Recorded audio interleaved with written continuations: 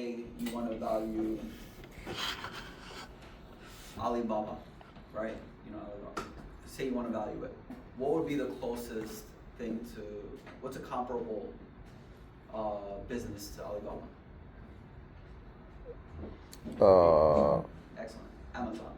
So if you want to value Alibaba based off the amount of, say, customers it has, you would go and you'll say, okay, Amazon is worth such and such dollars.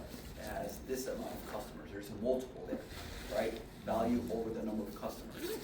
So what you do is you take that basically market value per customer. Now you apply it to the number of customers Alibaba has. And you come to the market value. You do the same with price to earnings ratio. You look at the price per share of Amazon, right? Price per share versus the earnings per share for Amazon. You take that multiple and apply it to the earnings per share for Alibaba to get the price. So basically you want to look at comparable firms and use multiples to kind of give your best shot at valuing the company. But then we'll talk about the other two, our dividend growth models, which is going to basically use the dividends that a corporation spits out to give the value of that common stock, as well as a free cash flow valuation model. And then we'll end up talking about preferred stock. All right, so we've looked at this many times at the start of every class. Remember we said that, we calculate free cash flow, right, into the outer years. We discount that free cash flow by the weighted average cost of capital. Can anyone tell what the weighted average cost of capital means? Weighted average cost of capital? Weighted average cost of capital is basically the cost of equity, right, which is the required return that stockholders expect to earn on the stocks for having invested with your company. And then it's also the cost of debt. Lenders give money to the corporation expecting a rate of return. So with the weighted average cost of capital is the blend, basically the weighted average of those returns that you expect from the stocks and from the debt holders. Okay, so if you have stocks, say they're weighted 50-50. You have stocks that expect 10% return and debt holders that expect a 5% return. The weighted average cost of capital will be 7.5. So it's just a blend of the different financings of the corporation. Okay, so you discount the free cash flows. Free cash flows, anyone remember what that is? Free cash flows are the cash flows available for distribution to all the company's investors. All the company's investors, not just the stockholders, but the debtors as well. The weighted average cost of capital is the overall return required by all of the company's investors. So again, stockholders, common stockholders, as well as debt holders. Give me an example of debt holders. How can, give me examples of who would be if someone who takes a loan or who takes a Who loan. would be the bank? Excellent. Who would be another debt holder? Collection agency. Not quite. Because at that point, you're screwed. What about I'm sorry? Investment company? Bond holders, right? Bonds are a form of debt, right? You buy a bond from Johnson & Johnson. Johnson & Johnson owes you money. You're not a stockholder. You don't own a piece of Johnson & Johnson. You lend them money. That's a bond. So debt holders or bonds, they can be the bank lending a company money. There's different forms of debt. So the ones loaning these bonds or things like or whatever these Those things. are debt holders, right? That would be the right. Exactly. All right. All right. So let's just be clear. So when you're valuing the company, you're taking the free cash flows, right? Free cash flows into the outer years, and you discount it by the weighted average cost of capital. All right. So when we talk about valuing stock, it's a very similar concept. Rather than looking at the company in its entirety, when we look at free cash flow, we're going to look at just stock.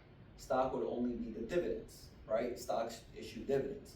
So it's a similar concept. You would look at your dividends in the outer years, your estimated dividends, and you'll discount it by 1 plus the required rate of return. Okay?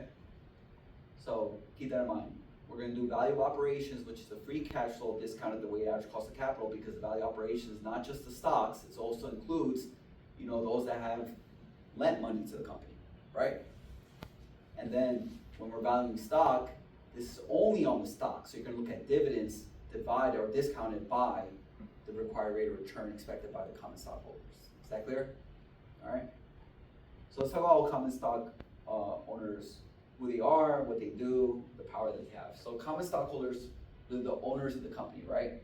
And with that, obviously they have certain rights and privileges. Ownership implies control. They control the company indirectly, right? Indirectly meaning stockholders elect what's known as the board of directors. Board of directors then hire management. Management are the senior executives who manage the business. If you remember what I mentioned about, the goal of any agent of a corporation, any agent meaning someone acting on behalf of a corporation, their goal should always be to maximize the stock price. Remember we talked about, there was a terminology that I used, I'll do this for 5 points on the next quiz. There was a terminology that basically explained the instance where someone who's an agent doesn't act in the best interest of the corporation. What was that term called? An agent that doesn't act in the In best. interest of the owners. It's his own. Yeah. So, remember what I gave an example, let's say, He's turning. say you're the CEO, and your bonuses every year are tied to the net income that you generate for that year. Say the company is holding on to a very valuable asset that's growing every year. Because the CEO wants to get his bonus as large as possible for the current year, he decides to sell that asset. So the company loses that growth opportunity going on to the future. It is not in the company's interest to have sold that asset. But the CEO wanted to trigger that net income by selling that asset in the current year so he can get his big bonus. There's a term that the agent, which in this case would be the CEO, is not acting in the interest of the owners. Anybody? Start with F. No. I'll give you a hint. It has agent in the term. Kind of. It's missing the last letter. Agency problem. A counter. Agency problem doesn't ring a bell. Agency what? Agency problem. I might have missed up for that. Agency. All right, and then companies should have some sort of safeguards and internal controls that minimize that. All right, so common stockholders elect board of directors. Board of directors then hire management or senior executives who manage the business, and then since managers are the agents of the shareholders, their goal should be to maximize the stock price. Okay, if they're not looking to maximize the stock price, then there's an agency problem because their interest is not aligned with the owners of the company or the stockholders. Chapter one. This is chapter 7. Okay? All right. There are two special types of common stocks. That is classified stock and tracking stock. Okay? Classified stock. Classified stock is where there are special provisions for different kinds of stock for each class. So each class will involve different voting rights or dividend rights, right? So, for example, remember I mentioned earlier in class, let's say you're the founder of a corporation, all right? But you want to start monetizing your investments, so you want to go public, so you want to, issue as many stocks as possible. You want to give up control in the sense that you want to retain voting rights as much as possible, right? You want to still have the most voting power within the corporation. So what happens is different classes of shares can have different voting rights. So here's an example I gave for Meta Platforms, formerly known as Facebook. They have Class A shares, which are publicly traded, and only have 1 vote per share. However, they also have Class B shares, which are owned by the original founders and not publicly traded, which have 10 votes per share. Okay? So you can have different classes of stock with different voting powers and dividend rights. Tracking stock. Some companies have multiple lines of business, and sometimes they can have stock for the different lines of business. An example would be Liberty Media Corp. They broadcast the Atlanta Braves under one branch. They also broadcast the Formula One World Championship Series in another branch, and then they also do Sirius XM in another one, right? Basically what this is the dividends of the different stocks within tracking stock, they're tied to the particular division, rather than as a company as a whole. So investors can actually separately value each division, okay? So just think of it like it's one corporation, but you have a stock for different parts of its divisions, for different divisions that it has. So that's all you really need to know. All right, Different approach, also keep in mind, even though more likely than not, there won't be a quiz on this chapter, pay attention because it'll save you a lot of headache when you do the assessment, okay? Different approaches for valuing common stock, so we're gonna go over the free cash flow model. What this is basically, we're gonna also look at sensitivity analysis. Basically, managers are able to impact the value of a company, right? We'll talk about how they can impact that value. For instance, they can make it more efficient in the sense of, operating capital. They can make it more profitable. They can increase the growth rate of a company. So we'll talk about how managerial decisions can increase the value of a company by studying the free cash flow model. And there are two variations. There's a constant growth, and then there's a non-constant growth. We'll talk about what that is. We'll then talk about the dividend growth model, which only focuses on stocks. That involves also constant growth and a non-constant growth, and then we'll talk about the multiples used of comparable firms, okay? So the free cash flow model. All right, I'm gonna keep doing this to make sure everyone's paying attention, because I know you guys are like those, What is free cash flow again? Anybody? Free cash flow. I said it at the start. Free cash Yeah. flow. Possible to I mean, Read yeah. it to me then. Cash flow available for activities. Alright, very good. So what does that include, the company's investors? Banks. Just the banks? No, shareholders. Right. Anyone that has an interest in the company, right? So those that have debt issued to the corporation or common stockholders, whatever the case may be, okay? Alright, we know free cash flow is generated by a company's operations, right? Anyone remember what the formula was for free cash flow?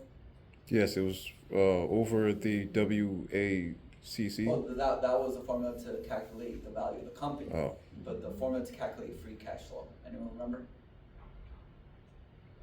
Total. No. Net operating profit after tax minus Loss, the change in yeah, operating capital. Say it again. You said Net operating profit after tax and NOPAT minus the change in operating capital for the year. Okay? that's on the same PowerPoint, right? Not on this one, in previous classes. Oh, the we previous. discussed it. And then the weighted average cost of capital as we discussed, that's the overall rate of return required by all the company's investors. So it's a hodgepodge of a rate that encompasses not just the rate of return expected by the stockholders, but the rate of return expected by the debt holders, okay? So we're gonna, again, as we discussed, we're gonna talk about the managerial choices that change the profitability, the efficiency of asset utilization, the corporation's growth, the change in free cash flow, and therefore the value of operations. So, value of operations, that's what we're gonna talk about now. So, the present value of expected free cash flow discounted at the weighted average cost of capital, right? That is nothing more than the formula I discussed in the beginning here. Value of operations is the free cash flow divided by 1 plus the weighted average cost of capital. When I say discounted, that means it's free cash flow discounted because, think about it, this is like a present value calculation, right? When we did present value, we said we have, for example, when we were talking about bonds, we had an interest payment in year 1, interest payment in year 2, etc. And then we discounted by required rate of return, meaning we brought it back to present value. In this case, we're talking about free cash flow, the free cash flow in each year, discounted meaning you're discounting it by the weighted average cost of capital, which is the overall rate of return expected by the investors, to a present value. That present value is known as the value of operations. Okay?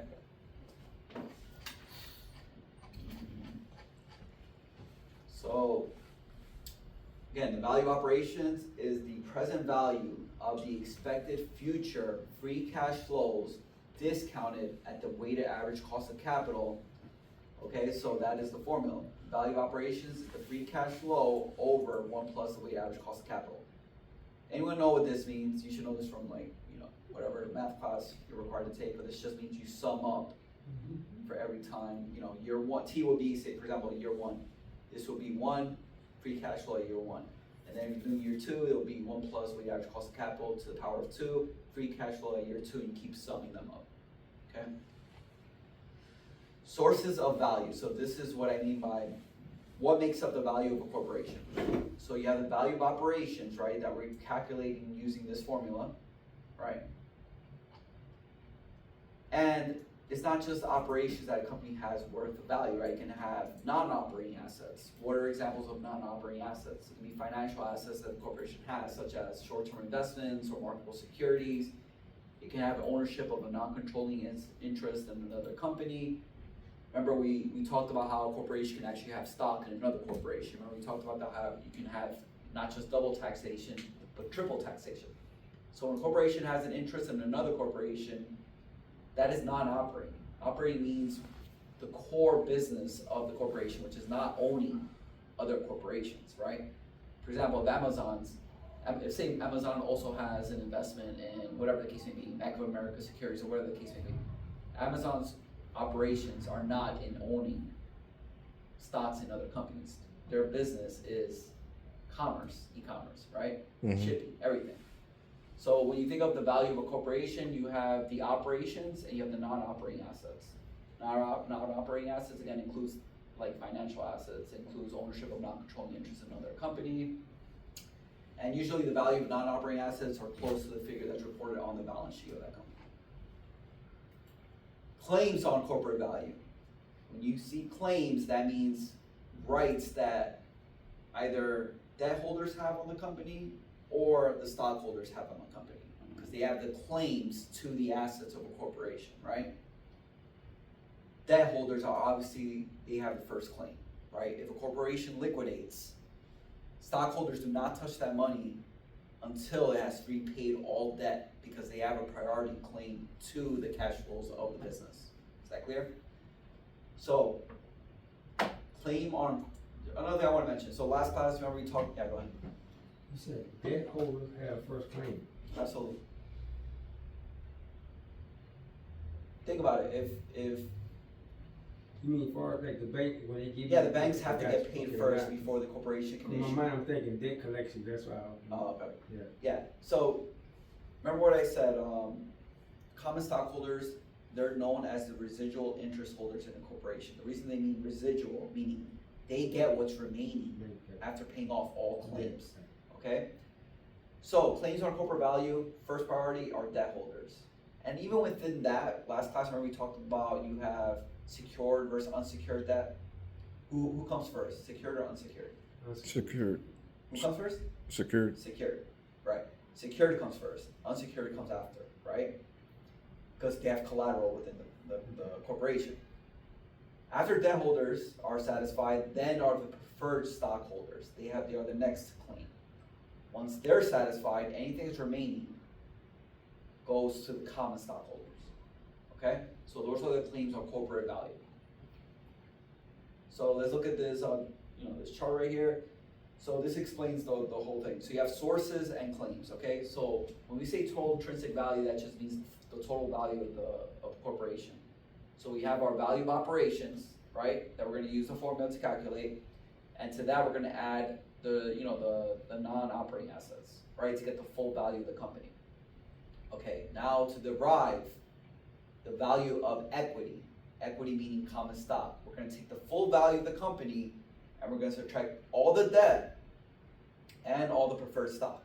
Because remember, common stockholders are the residual interest holders in the corporation. So then you can derive the stock price. All you do is you take the value of equity and divide it by the number of common shares outstanding. Okay?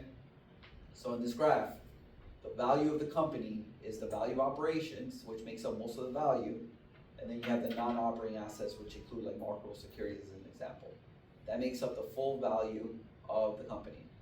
Now, if we say how that value is divided up, you first have to pay off these guys, the debt holders, then you pay off the preferred stockholders, and anything that's left, which should be a lot, is the equity holders. Okay? Any questions on that? It's pretty clear?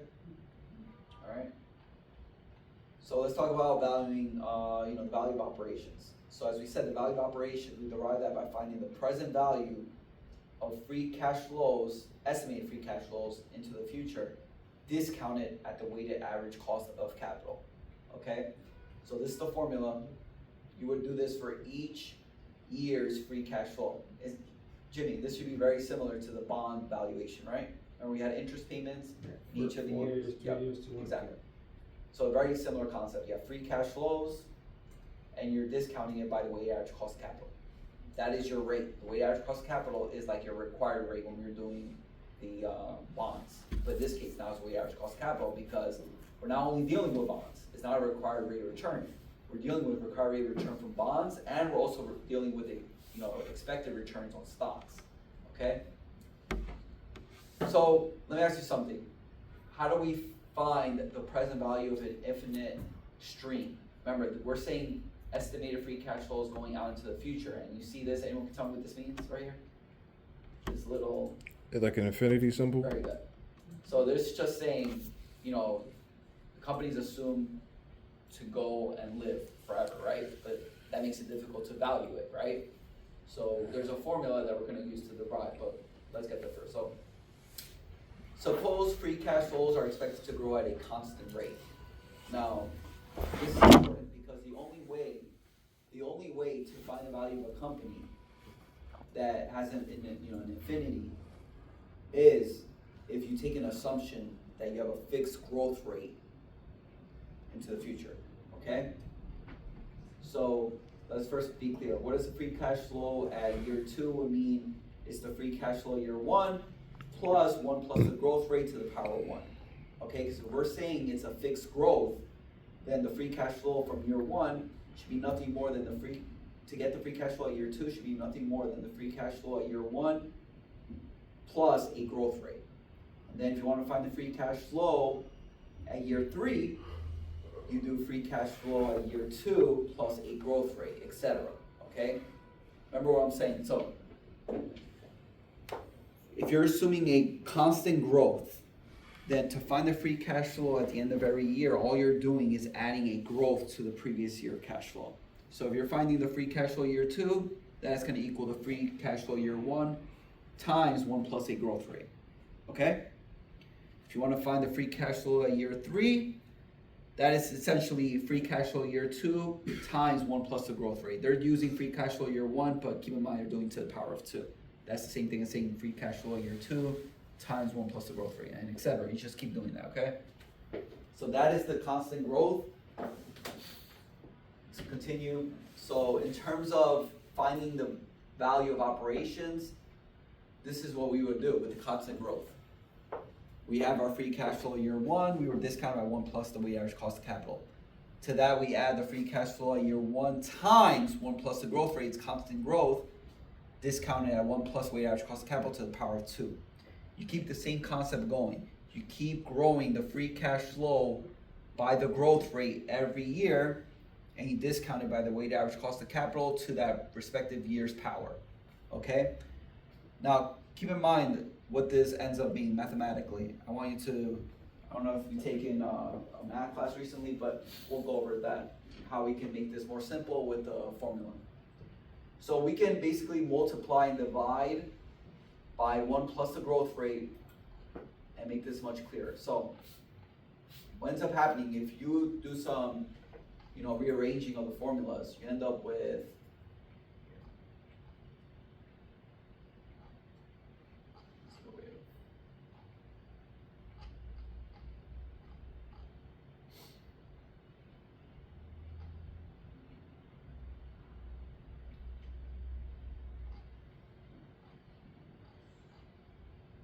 here. So I'll save you the time for doing all the math. Basically, you come down to this formula. Okay, so your formula is going to be free cash flow a year from now divided by the weighted average cost of capital minus the growth rate. Okay, so just keep in mind what it says here. If free cash flow are expected to grow at a constant rate, which is the growth rate, from time 1 and afterwards, this is very important. Growth has to be less than the weighted average cost of capital. Okay?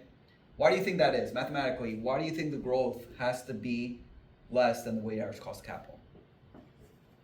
You should know this because If you have a number in the numerator that's smaller than the number in the denominator, all that's gonna happen is it's gonna reach zero, right? Because this number is greater. So it's important that the growth rate, sorry, if the number here is greater than this one, then it's just gonna get bigger and bigger and bigger and bigger, and you're gonna get an infinity number. That's what happens with when that happens. So you need to have your growth rate as being less than your weighted average cost of capital, then you can use this formula. So when you have a constant growth and you know where your free cash flow is now, you can estimate the value of operations because you'll just take the free cash flow divided by the weighted average cost of capital minus the growth rate. So just keep in mind what the bottom says. This is the present value of all free cash flow from time one through infinity when discounted at the weighted average cost of capital. All right, so this formula is key. It's a formula you'll need to use whenever you're evaluating a company that has a constant rate of growth, okay?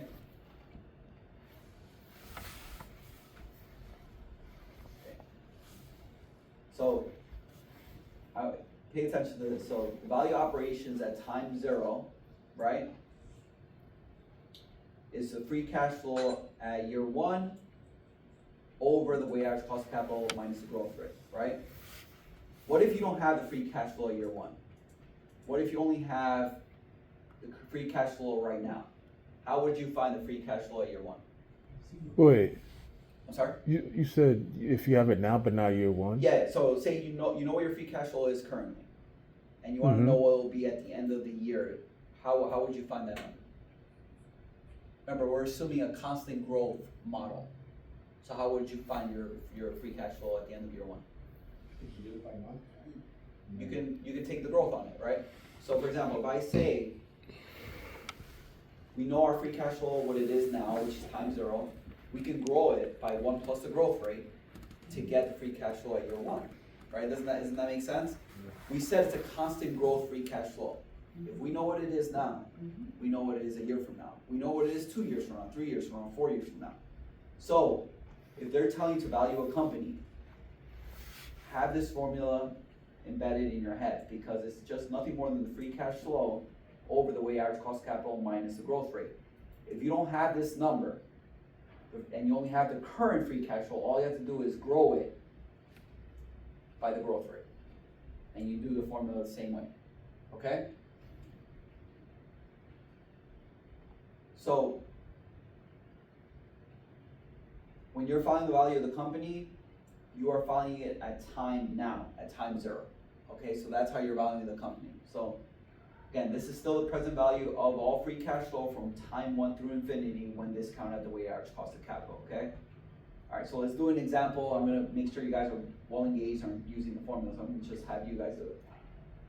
Okay, so we are gonna use this data for bigger staff at McDonald, B&M, and we're gonna use it for the free cash flow valuation model. Okay, so we have a free cash flow now, time zero, of $24 million, okay? We have a weighted average cost of capital of 11%. We are saying that the free cash flow is expected to grow at a constant rate of 5%. Short-term investments are $100 million. Debt is $200 million. Preferred stock is $50 million. And the number of shares is 10 million. A question. Yes. You said growth at constant rate, that per month, per week, Per year. Okay. Per year. Okay? Now, let me ask you, I'm gonna preface this. What do you think we would need to find the free cash flow at year one? What would we do? Get the growth rate. Right, so you would do 24 times 1 plus 5%, right? Okay. Why is it important that we have the short-term investments, not just the free cash flow? Why do we need the short-term investments? The more asset, right? That's the value of the company, right? We said the value of the company is more than just the value of operations. It also includes non-operating assets. In this case, our non-operating asset is short-term investments. Okay, so we know we need that. Why do we need debt and preferred stock?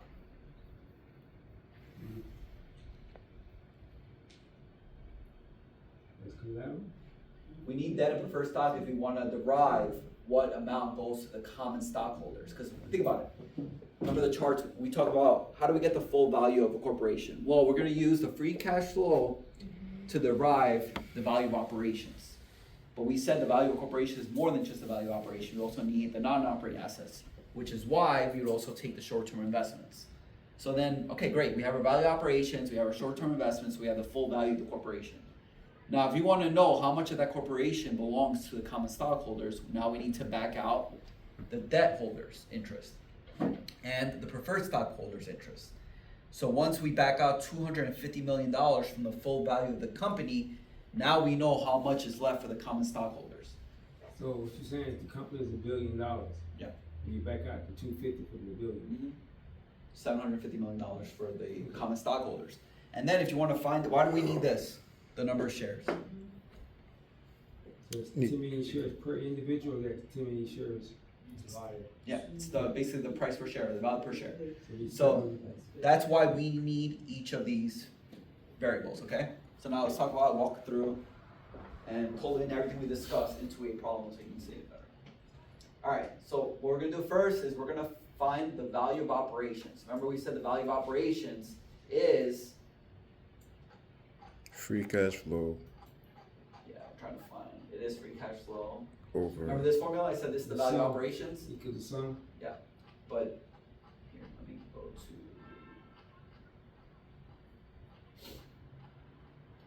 This formula here. So the value of operations, as long as you have a constant rate of growth,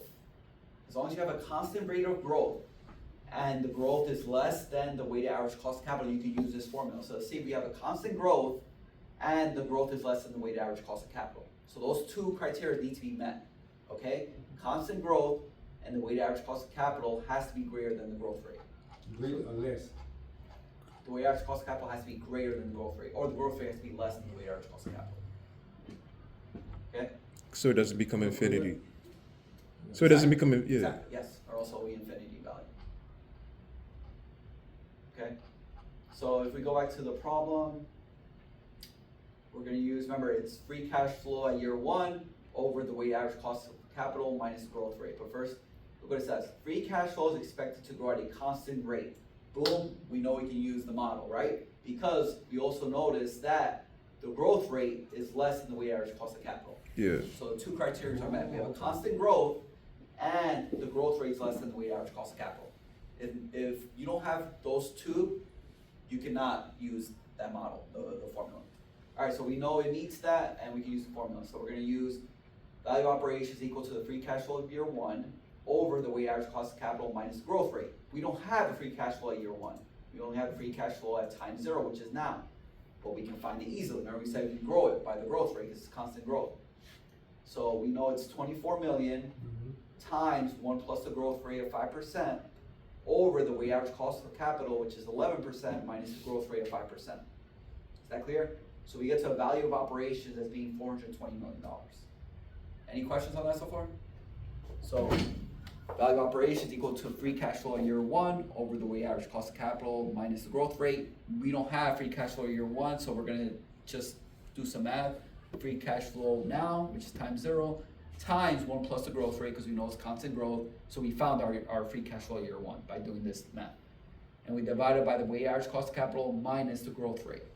Okay, so again, free cash flow and now times zero is 24 million times 1 plus the growth rate of 5% over 6%.